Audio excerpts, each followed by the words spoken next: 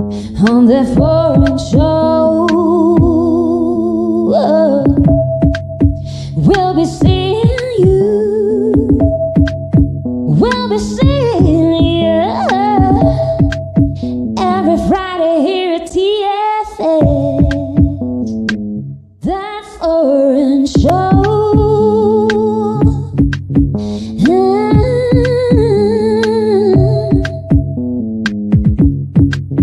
We'll be seeing you on that foreign show. We'll be seeing you, we'll be seeing you every Friday here at TFS, that foreign show.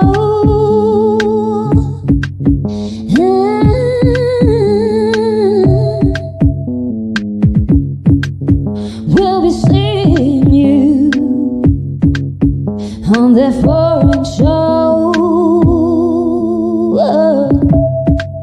We'll be seeing you, we'll be seeing you every Friday here at TFS, that foreign show.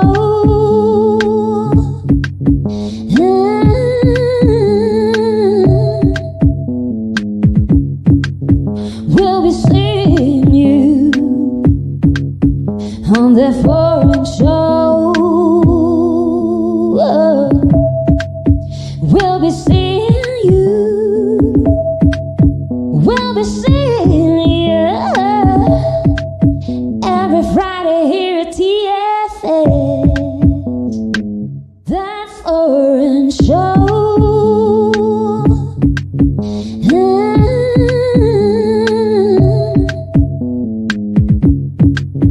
We'll be seeing you on that foreign show. We'll be seeing you, we'll be seeing you every Friday here at TFS, that foreign show.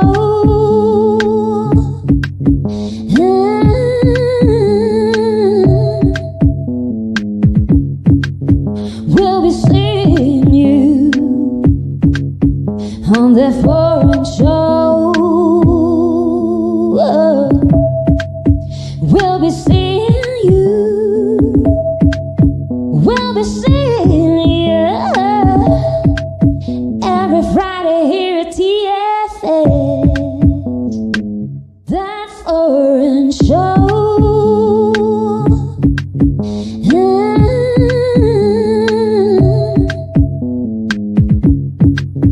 We'll be seeing you on that foreign show.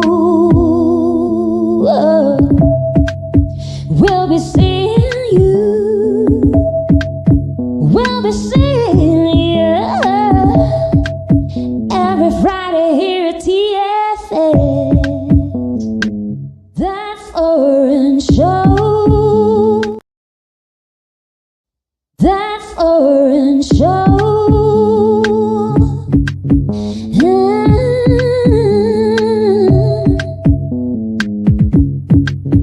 We'll be seeing you on that foreign show. We'll be seeing you, we'll be seeing you every Friday here at TFS, that foreign show.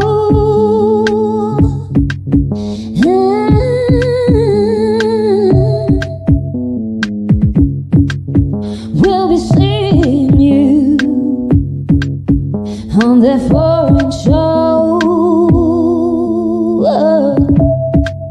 We'll be seeing you, we'll be seeing you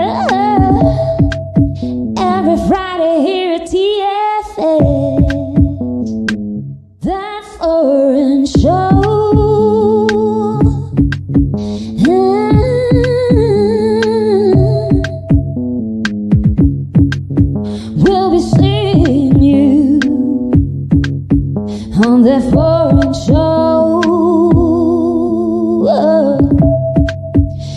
be seeing you. We'll be seeing you every Friday here at TFS. That foreign show.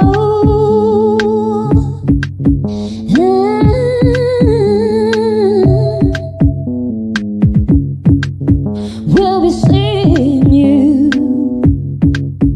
on that foreign show.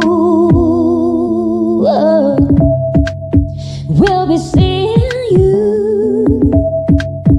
We'll be seeing you every Friday here at TFS. That foreign show.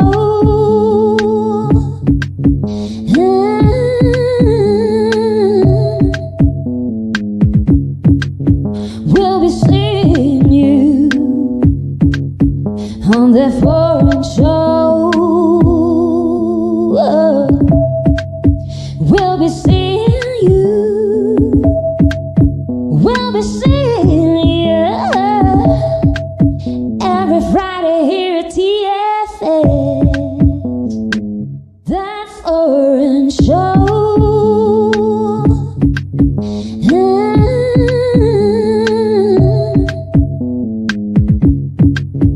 We'll be seeing you on that foreign show. We'll be seeing you. We'll be seeing you every Friday here at TFS. That foreign show.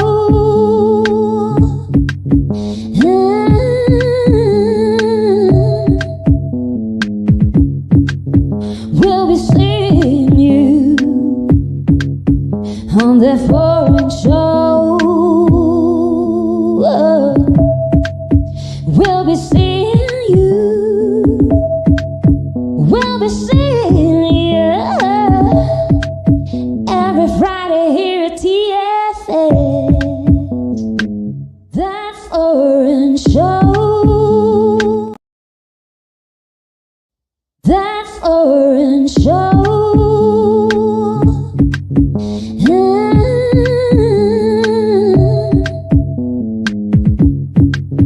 We'll be seeing you on that foreign show. We'll be seeing you. We'll be seeing you every Friday here at TFS. That foreign show.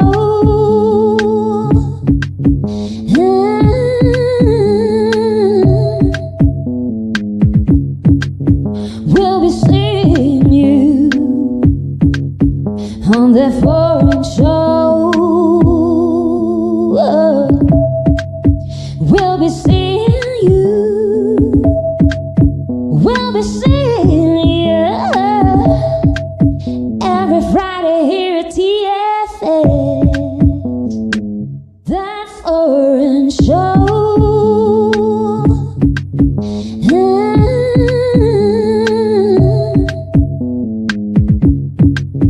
We'll be seeing you on that foreign show. We'll be seeing you. We'll be seeing you every Friday here at TFS. That foreign show.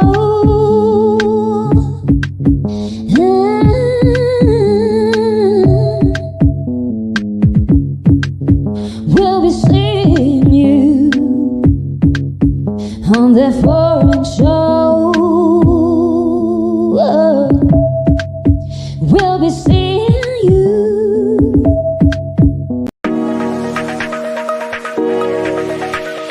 ADR Networks presenta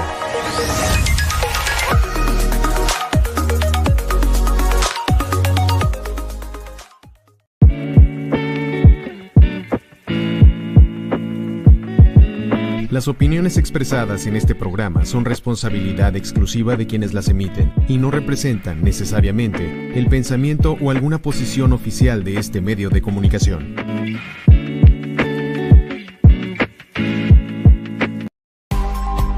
ADR Networks presenta. This is Celestine Angel. And I'm Isaac Crouch. And this is... Foreign Show! On the Foreign Show. Yes, boys and girls. Welcome to That Foreign Show here on Yes. ADR Networks. I'm I'm Isaac Celestine Rakesh. Angel, Isaac Rakesh, and we are here activating your senses. Senses. So, we're going to begin our first segment really quickly because I think our guest is already here. Yes. We're just going to talk about two things. One is that there is a Dragon Boat Festival. It's a Chinese festival. It's happening this Saturday, Dragon Boat Festival, and it's happening in Xochimilco. Right. So, Dragon Boat Festival is usually, I think maybe we'll be on the Trajineras. Actually, I'm not sure, but yeah, photo for reference. Oh, okay. We have photos really for reference. There's like the. Yes. Okay. So, basically, we are going to perform there. Isaac and I, Illuminary, our project, will be performing.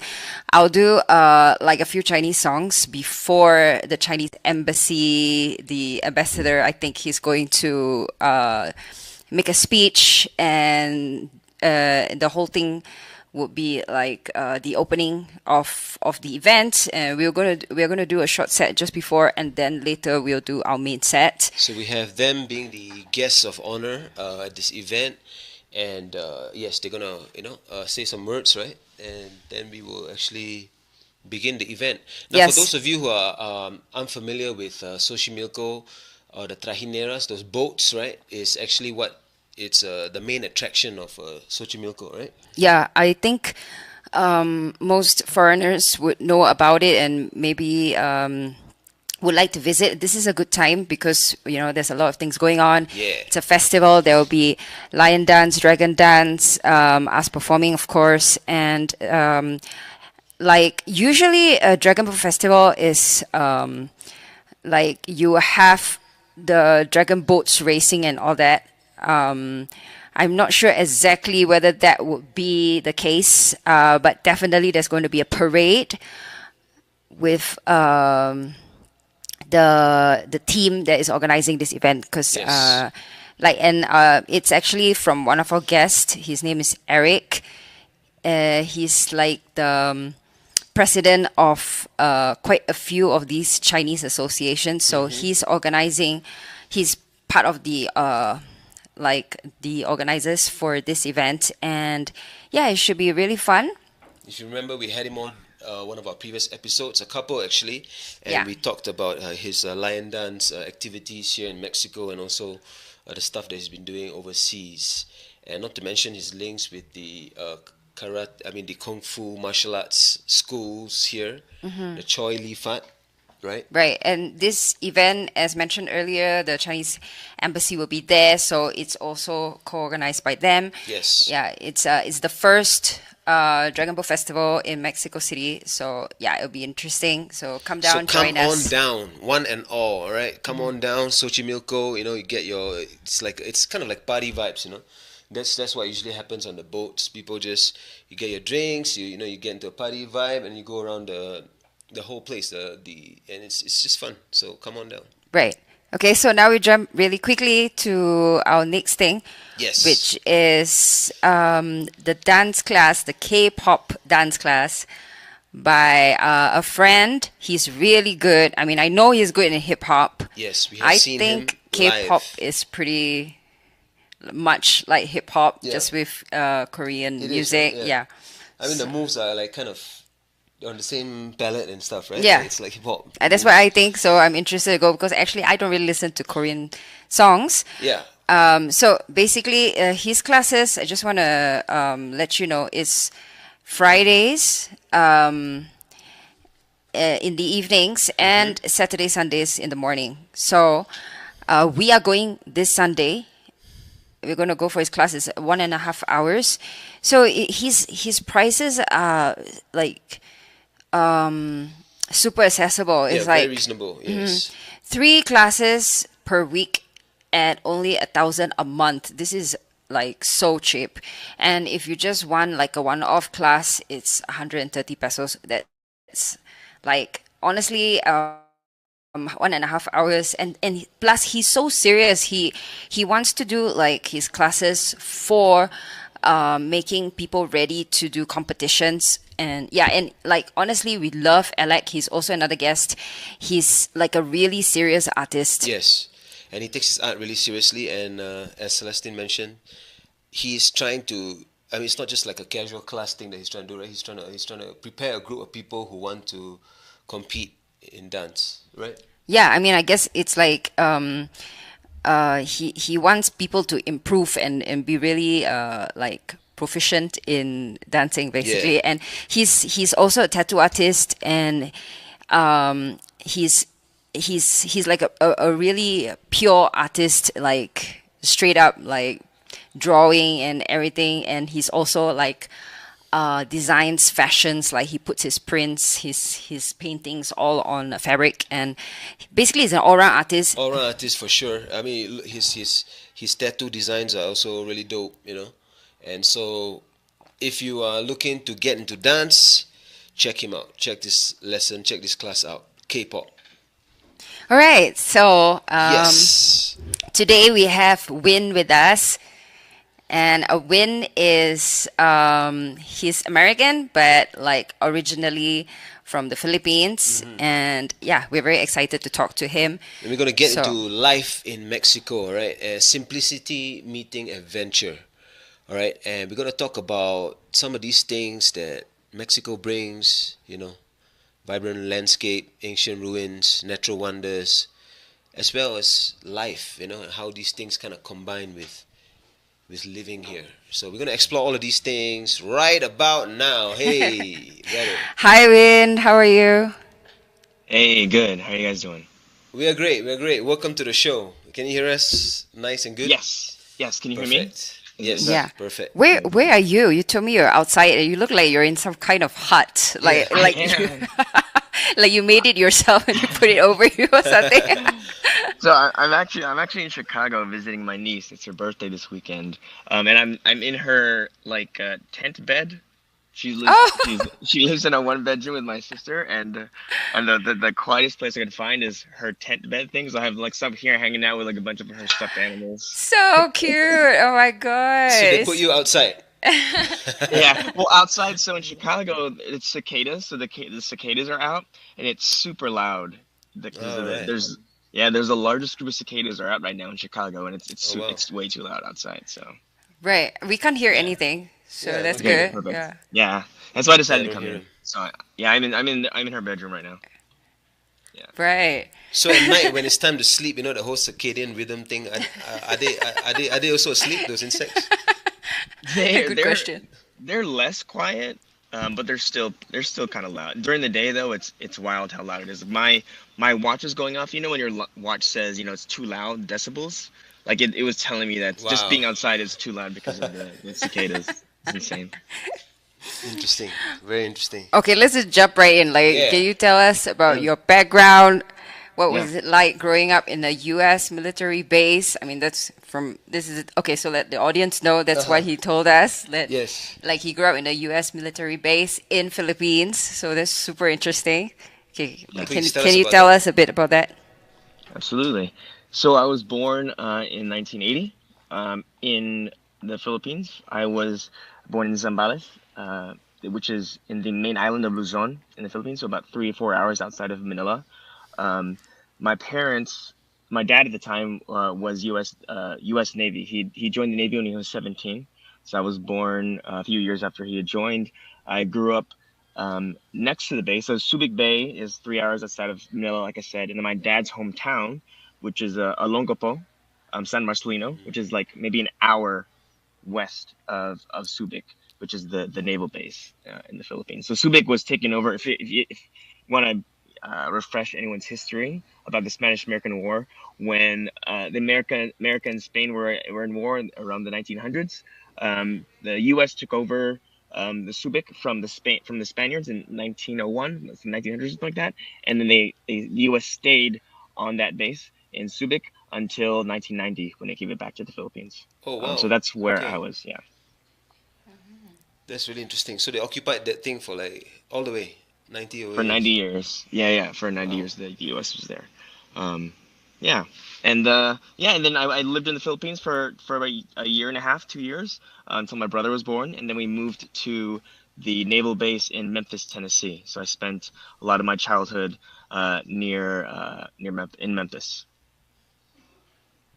Right. Yeah. So, like, when you grew up in the U.S., uh, I mean, it definitely took you some time to like integrate yourself there as well. So, like, what was that like? Yeah, it's interesting. So I don't remember too much in Tennessee. I was there till I was like 8 or 9. But I moved from Tennessee to Virginia Beach, which is also another big naval town, Navy town. I think it's the largest in the U.S. still, in Norfolk.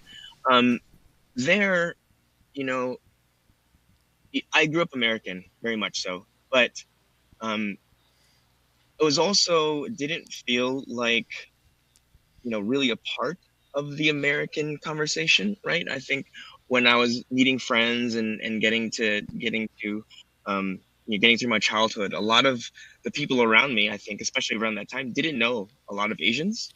So a lot of people thought I was Chinese. They thought it was there. They'd ask me if I knew karate, if I knew, if I knew moves like Bruce Lee and things like this. And so, like, even though America, was the only country that I'd really known, I also felt like a little bit separate, a little bit of an outsider because nobody knew, who I was, what I was. And so I think, I think growing up, I like looked to TV to like help me understand like what I was. And that's why I think I fell in love with like Bruce Lee at the time. So because there was a lot of people like looked like me too much outside of the base. In the base, it was very much minority, but outside of the base was totally different. So I think that struggle, I think I've always had throughout my life. Okay. So But, how did you actually like integrate with American culture? I mean, see, you use TV a lot. like, finally, right? Like, Yeah, how do you get there? Like, because obviously you are very Americanized, right? Yeah. For sure. How did I do that? It was tough. I think like whenever I would see like another American or another like Filipino American or Asian American on TV, I like latched on to them, right? So, like I said, when I saw like Bruce Lee on TV, I was like, I was wearing all the Bruce Lee t-shirts. I had posters. When I saw when La Bamba came out with Lou Diamond Phillips, he's also a Yeah. famous Filipino American. I was like, oh, Lou Diamond Phillips is also, Filipino American. Like I had him on my wall, and I always tell my friends, yeah, he's American. He's Filipino too. And so I think I tried to find connection with the U.S. through these people that I think I could find, these celebrities that I think I could find like common ground with my friends, so they can be like, oh, Win should be accepted too because they're Filipinos on TV, even though they're usually like half Filipino, half white. But I think that's a lot of Yeah, in what I was Lou's trying to case, do he when I was was- growing up. Yeah, like movie La Bamba, he's playing a Mexican, right? Like, He is like a Mexican. yeah. Yeah, like I didn't even know that he was Filipino. I thought he was Mexican. Yeah, wow. Like I mean, I know in general, like Filipinos, like when they are really supportive of the Filipinos that have like risen up in the U.S. Like Sure. the singer of Journey, I think he's half Filipino or something, right? I think he's full Filipino actually. He's full He's Filipino. full Filipino. Yeah. Yeah. And then also That's growing really up, Tia interesting. Carrera. Tia Carrera is also a Filipino. Like when she was growing with Wayne's World. Remember Tia Carrera? Oh, Wayne's She's Filipino World. too. Okay. Yeah, way back in the wow. day. So basically, I think that all Filipinos would know where all the Filipinos are, like as in, some reference point for the culture, right? That's really interesting. Like, see, like for us growing up in Singapore, we kind of in a way we're doing the opposite, right? Kind of like trying to find our voice. We had a lot of access to our own cultural stuff, you know. Like, Oh, right. I know what Isaac's saying because Singapore is so new as a country. So we are so influenced by like the US and other countries. We don't seem to have our own culture. Yeah. But obviously we do. It's just accepting of it and understanding who we really are and that kind of thing, right? Yeah. So like on the other hand, like Singaporeans, we're like trying to find our like culture. our voice. Yeah, our voice. Yeah, but back to you, and I mean, this, of course, yeah, this is before the internet and stuff, right? You know, and Exactly. growing up, TV was like the main thing, right? And so a lot of the references for people, cultural references of who you are, who I am, is a lot of it is based on what they saw on TV, right? And Absolutely. that's really interesting. But you mentioned, I mean, because you grew up on a military base, so you have that as a really big part of your story. Can you tell us a bit about that and maybe how that is different, you know, say to your peers, or were your peers also kids that grew up on the base? No, a lot of my friends growing up, actually, when I was a kid, yes, since I couldn't leave, the base when I was a kid, so most of my friends were there. I think one of the things I remember is that when I lived on base, a lot of the families were all minorities, which was interesting. Um, like a good amount of them. And then one of the things I remember is also is I wasn't taught my native language. I wasn't taught Tagalog growing up, and I think I remember that it wasn't a thing. I think for a lot of minority children on base that they weren't taught their native language. I don't know if it was something that the families just decided not to do, or is something that the government, the U.S. Navy, told them not to do. I'm not sure, but like a lot of my my friends on base that were from overseas, most of them did not learn their native language that I know, which was something. And then yeah, another thing, like everyone did kind of the same things. So because it was a small community on the base, even though it was large, we all knew each other. Can you hear me? We lost you for a sec, but yeah, now we can. I'm back. Okay. Yeah, we all did the same things, right? Like it's all the kids in the neighborhood. Like we were all together. All of our houses, I remember, the back of the houses all faced each other, so we all shared one playground. Like the entire neighborhood shared one playground. Okay. So all that the sounds kids. fun. Yeah, it was pretty interesting. So we all every kid in the neighborhood was like always in the same back. We all shared the same backyard, kind of, and we were always doing the same things, like the same events, the same community things. We all went to the same grocery store because there's only one on base. We went to the same mall because there's only one on base. So we always saw each other all the time, which is very interesting. Like we hardly ever left as a child. I think I remember it from what I remember. So, like, okay, when we were chatting, like you also mentioned that living in Mexico, like, gave this like college feel. We have a word for that in Singapore. Is like we call it kampong. Like basically, Village vibes. yeah, like you feel like everyone's nearby, and then you can just hang out anytime. It's like fun, right? Yeah. So, yeah, like let's talk about like your experience in Mexico, right? Or like. What made you come to Mexico? And tell us a bit about that also. Yeah, so during the pandemic, I adopted this more proactive way of living by learning. So I was learning while I was during the pandemic just to keep myself busy since the bubbles and everything. I learned a lot of things. I learned things I wanted to learn but I didn't keep time for. So I learned to play the drums. So I bought a set of drums during the pandemic. I moved to Hawaii for a little bit to learn, and I learned ukulele. And then after that, when the next thing I wanted to do was learn another language because I missed that growing up. I never learned Tagalog, so I was like, I'll learn the next best thing, Spanish.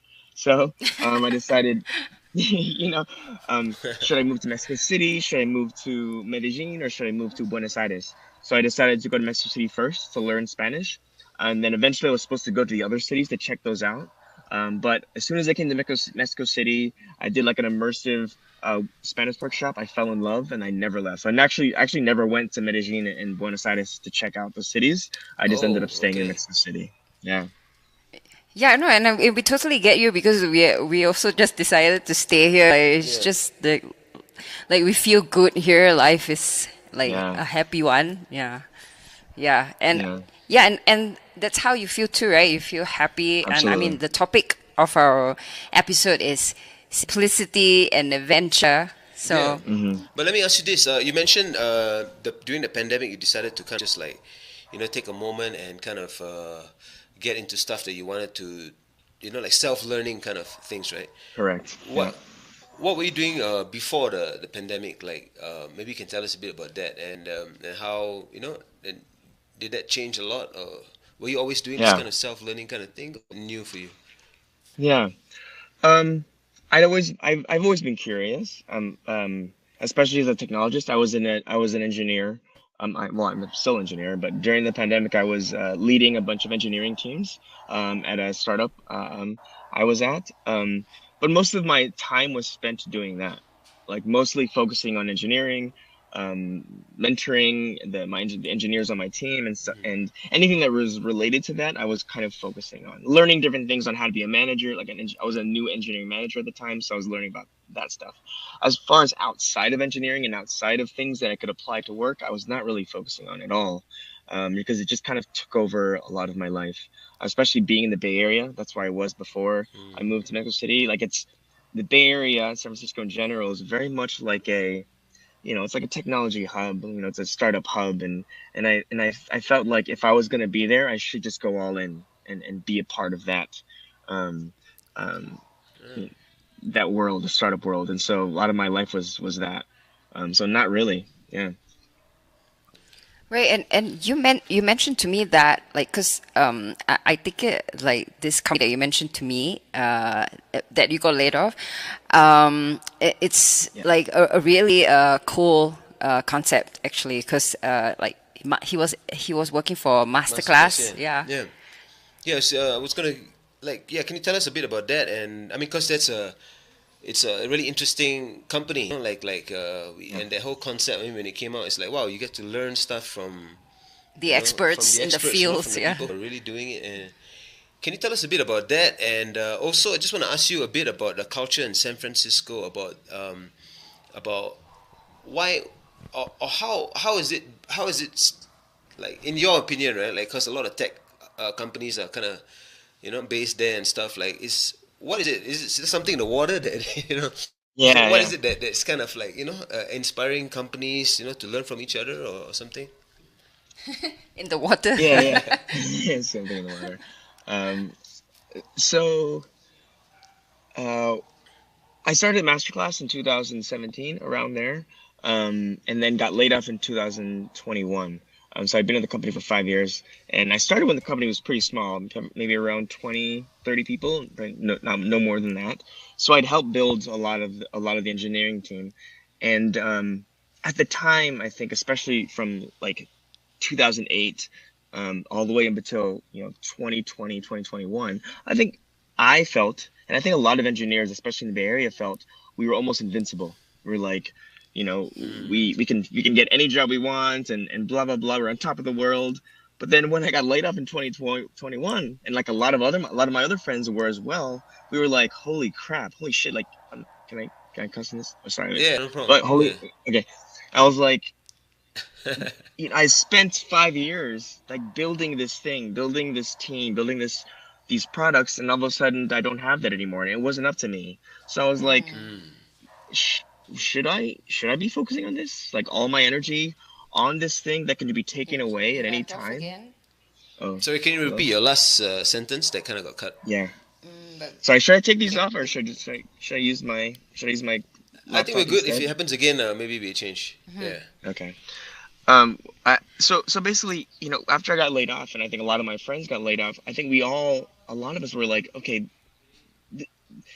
it's ending. Like we're no longer invincible as engineers, and maybe there's other things we need to focus on, right? Maybe just focusing all your energy on the job is not the best thing for you.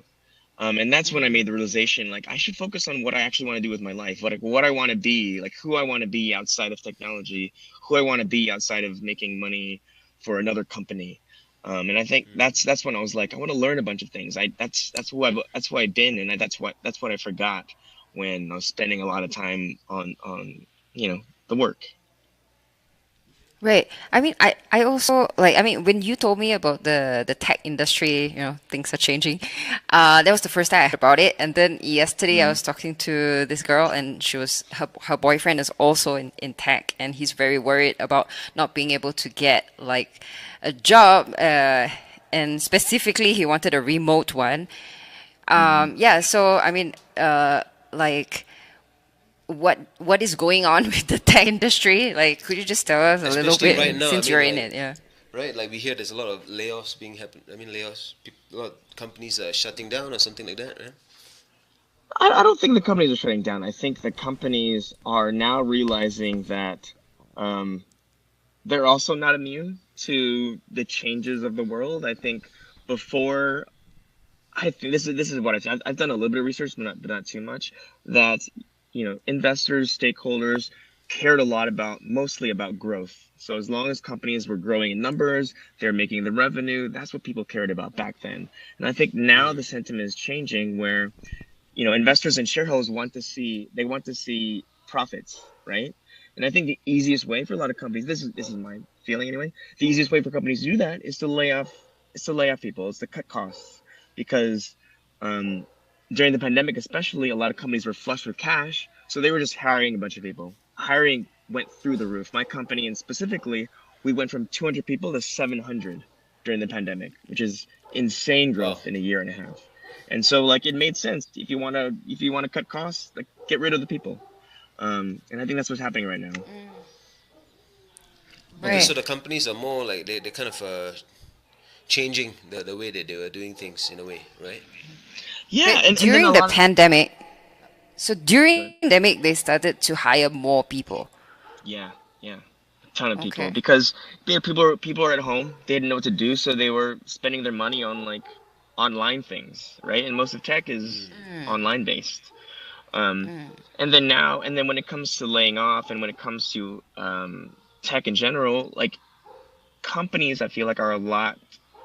They don't like taking the lead. They like following. So if companies like Google, Meta, whatever, are laying off people, they're like, okay, it's okay for us to lay off people now, so we'll do the same thing, right? So, but this laying off of people. I mean, has it got anything to do with AI or? I think some of it. I think some of it. I'm not going to say a lot of it is that, but I think Okay. I think there are some numbers that point to the oncoming um, domination of AI. But I think we're really not going to see that for like maybe a couple more years. Um, Yeah, makes yeah. sense.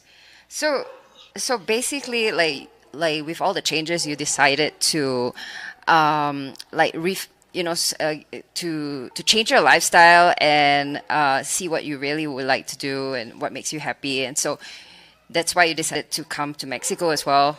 And now you are living a more simple lifestyle.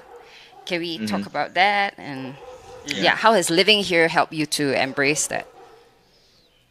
Well, for one, I don't have like a stable job yet, so that simplifies a lot of my life, since I don't work a normal, like, 9 to 5.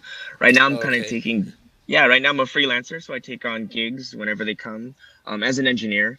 Before this, like I said, I was an engineering manager. But I was an engineer for a long time. But these days, I'm just taking on interesting projects and working on them whenever I can, and then when they're done, and then I look on for the next thing. So that's one thing. The second is, like, I have a lot more time to do things like I was before learning. So I started learning salsa bachata um, when I was like when I came to Mexico City. I do less of that now, but I'm trying to get back into it. I do a lot more sitting on my patio and just drinking coffee and watching the hummingbirds on my tree. I do a lot of that for some reason. Nice. Yeah. I mean, so much so that I put a tattoo of a A colibri, like a Oh. hummingbird. hummingbird, on my arm because Yeah, it inspires you. So, right? 100%. And it's taught me to just take life a little bit slower, take life a little less seriously, and focus more on the things that the focus more on the way that I want to live around my work. So sorry, put work around the way that I live. So right now Right. I put that as first, like how I want to live first, Wow. and then I find the work that fits around that.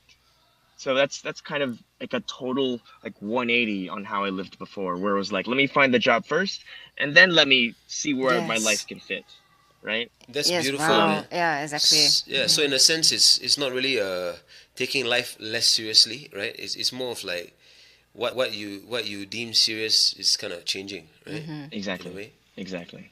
That's Yeah. beautiful. Yeah.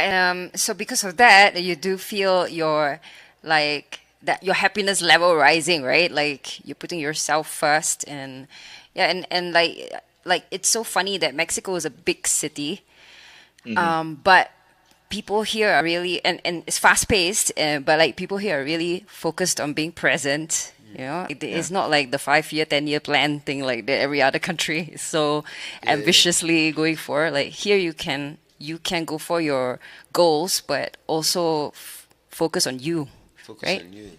Yeah. Yeah. Can you tell us a bit more about that? I mean, about the stuff that you do, like, and also about like maybe in your own words, like, do you actually feel happier? You know, like Yeah, with this new, yeah.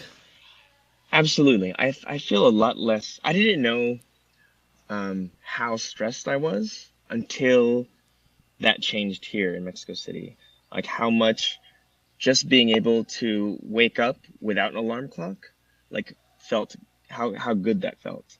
Um, and yeah, because there are less responsibilities for me here uh, in Mexico City, I have to worry about a lot less. And I think that has to do with the fact that, you know, either for better or for worse, I'm not really, there's not a lot keeping me rooted in Mexico City.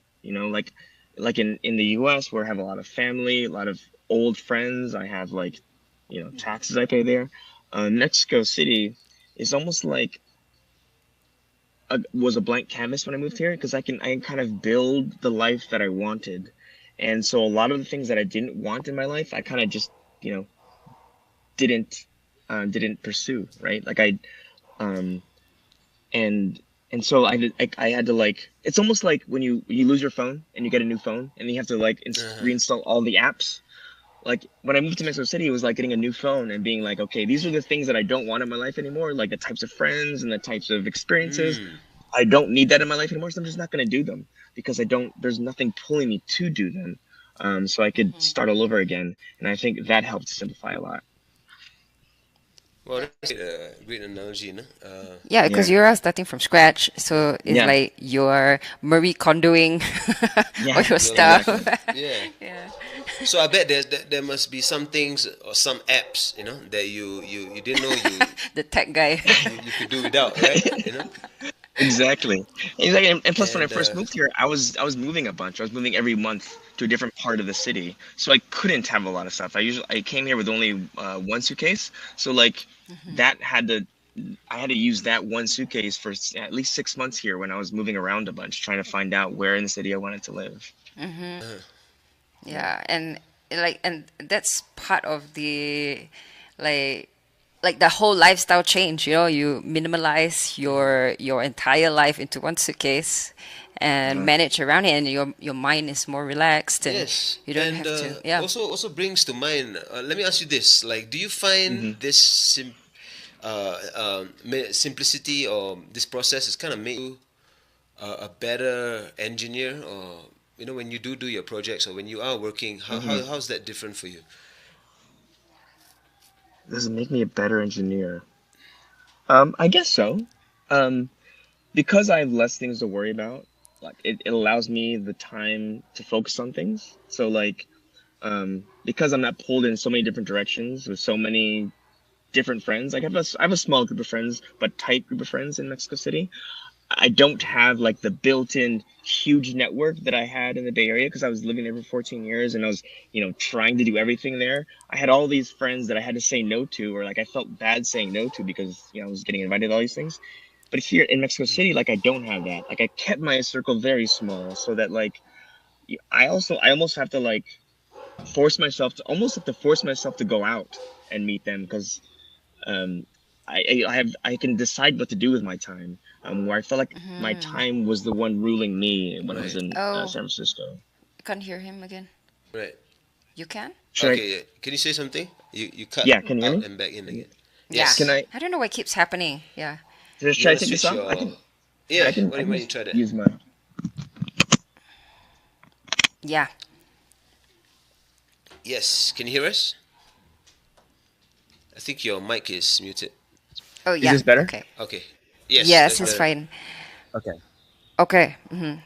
All right. So Did wow, I? yeah, really cool. I mean, like these topics are really near and dear to us. It's almost being in touch more with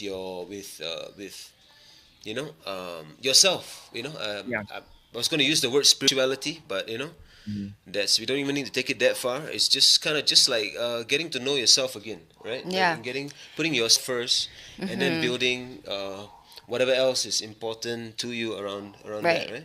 Yeah, and then okay, on that one suitcase thing, like it made me think also like of what you said. Like in Mexico, it's just so easy so accessible to just like go somewhere where you can see ancient places like ruins and like I mean in the U.S. all of these. I mean the U.S. is huge, right? But like you don't really get these kind of experiences, correct? Yeah. I mean, what I love about the Mexican culture is that um, they really care about and emphasize their background and where they came from as a people. Like if we were to do that as Americans, it's a lot harder because Preserve. we kind of obliterated a lot of it when we came to the Americas. Um, can you hear me? I think you guys are okay. And but Oh no, Mexico City It was was lagging or laggy. okay. Mhm. But in Mexico City, and Mexico in general, I feel like they celebrate their background. They celebrate like the history. Um, like one of the things I want to do is I want to visit more Pueblo Maicos. Those cities around Mexico that were deemed like culturally significant magic in their towns. eyes. Okay. Yeah. I visited a few of them. I've gone, I think probably 10 or 12 of them, but there's 177 of them. And they're all like celebrated for being like a representative of Mexico's culture and their history and the people. And I think that's amazing. Yeah, that is really amazing. Yeah, those small kind of towns. Yeah, Right, yeah, and then there's like the cenotes, and then Yeah. like places like Tolang. How do you Tolang Tolong Tonga Tolong Tongo. Tongo Yeah. Tolang yeah, Tongo. yeah, Yeah, and like I mean it's just so cool, right? Like to be completely in like natural surroundings and yeah. And yeah, also the accessibility. I mean, you can just do that and come back. Like over the weekend, come yeah, back into the so city. easy, so cheap. Yeah, Yeah, it's really Yeah, and you really can do cool. those things in the U.S. too, like see the natural wonders of the U.S. as well. But I feel like here in Mexico, for some reason, it's a lot more accessible. It feels a lot more Yeah, accessible, and like you can take a bus from Mexico City to a lot of those places for under $20 US, and that's not possible in the U.S. for sure. yeah, yeah, right. yeah. Yeah, like you said, you can do it in the U.S., but it's kind of a feeling thing here, and Yeah, somehow, right, it just feels more like integrated, right, yeah, with life here. absolutely. Can Yeah, I mean it's definitely like cheap enough because like even the locals want to do it and then they definitely don't want to spend a lot and yeah, I mean of course if you get those package tours for like foreigners then Yeah, it's yeah, going to be like a Yeah, lot more expensive, yeah. yeah. for sure. But it's totally doable to go by yourself and just explore and yeah.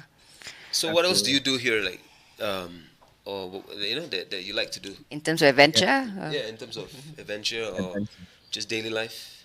Yeah, most of my adventure in Mexico City is mostly walking. I do a lot of walking. I do what I call my Sunday walkabout, where every Sunday around like lunchtime, I just go off and explore, get lost, and walk and get my 10,000 steps in, and then Right. try and explore new places. Sometimes I'll invite friends with me, but most of the time I'm by myself, just walking around. Um, Other than that, like I have a park next to me, Parque Mexico, which is like 3 blocks from my house in Condesa, and I go there a lot just to Right. see what's happening. That's where I started doing bachata when I first moved to Mexico City 3 years ago, and I Okay. walk there all the time just to see what's happening. It's a good place to see, um, all the new trends in Condesa where I'm living, because there's a lot of people doing different things there. They're doing like outdoor workouts, they're doing boxing, they're doing gym things, they're doing other types of Yeah. dances. I learned about a new dance called Zouk when I was in Parque Mexico, which was awesome. Um, yeah, and because of that park, like I feel like I'm a part of the community, and I really like that. I was definitely didn't have that kind of feeling in the 14 years I lived in San Francisco. That feeling of community, feeling like I'm a part of a bigger part of the city. And but like do you spoke Spanish? Like do you speak Spanish to like the locals here, or do you just Oh, no, no, no. like No, us lazy? yeah. No, I speak Spanish too. I try as much as possible to speak Spanish when I leave the house. I learned, like I said, I moved to Okay. Mexico City to learn Spanish, and Right. yeah, even to this day, I speak at least 2 hours of Spanish to my maestra, my instructor online. We speak Okay. at least 1 hour every week, and then when I leave the house, Oh. I try and Mm-hmm. speak as much Spanish as possible. So yeah, that's definitely a part, and the reason why I moved to Mexico City. So Yeah. Yeah, that's really good. Like, yeah, we need to work harder. Yeah, we need to step out of Spanish for sure. Yeah. We So were doing like, that kind of a thing also with one of our guests also. Doing having a scheduled kind of yeah, weekly he thing. was teaching us Yeah, like, yeah. online. Yeah. So yeah, we only have a few minutes left, Mm. Win, and this show, this podcast is like at the center of it is about like personal growth. So like we would really like to know, how do you feel that like living here in Mexico has contributed to your self growth, and yeah. Um, so one big thing I think I noticed after living in Metro City is that I was very dependent on Amazon for some reason. Like I saw how much smaller my monthly credit card bill was because I wasn't buying stuff on Amazon anymore. And I think that has contributed a lot to my simplicity because I'm just not buying things. I feel like I don't need as many things as I used to. Like there's no Target. The Walmart in Mexico City is not the Walmart that you find in the U.S., right? The Walmart is just a small grocery store in Mexico City. There's no Right. like huge Yeah. Asian market. There's not a lot of things that's easy to find in the U.S. And so because of that, I'm forced to just um, live differently and work around those things. And I find that just very freeing. Um, so yeah, I think how it's made my life better is that I allow myself to take a step back. I can reflect more easily when there's less things that are clouding my to-do list, and I Mm. can think more intentionally about my day, which is awesome. And I think that has led me to live a simpler life. Like Right. my sister has lived in Chicago for a long time, 10 years, more than that. And I living in San Francisco, I'd never visited her. I'd not even. I think once. I think one time I visited her. Since Mexico City, like I Oh want to wow. come here all Okay. the time because I feel like why not? Like I'm not really doing that much in Mexico City, so I'm just gonna come, visit my sister all the time, and that's Yeah, and how nice that you're yeah, there with your yeah, niece. Like, send our regards. Yeah. Yes. thank you. Yeah, and I felt like my world and my calendar was always so filled, and now it's not so much. And Yeah. somehow you feel like you're doing more. I mean, that's the Oh, sense that I get. absolutely. 100% I'm doing. I Right. feel like I'm doing more. I'm yeah, I'm more filled, more fulfilled with the things that I do because they are intentional things. Yeah, exactly. Intentional things. Yes. So you're not just being swept into doing it, you're kind of deciding. yeah, it's not compulsive. Yeah. So do you have like final words for like other foreigners in Mexico that are watching? Yeah. Um, I would say, live a conscious, like intentional life living in Mexico, right? It's not a, I think it should be respected, for the culture, the people, the language. I think it's important to at least try to speak the language as much as you can. And for people that are thinking about living abroad, I would say, there is no reason not to. It's always a good thing to understand something differently, understand a different culture, a language, a way of living. And there are very few decisions that you can't undo. So if it's not something for you, you can always go back. So I think living abroad, living a different culture and living and knowing different people is an amazing gift. And I think we should all take advantage of that.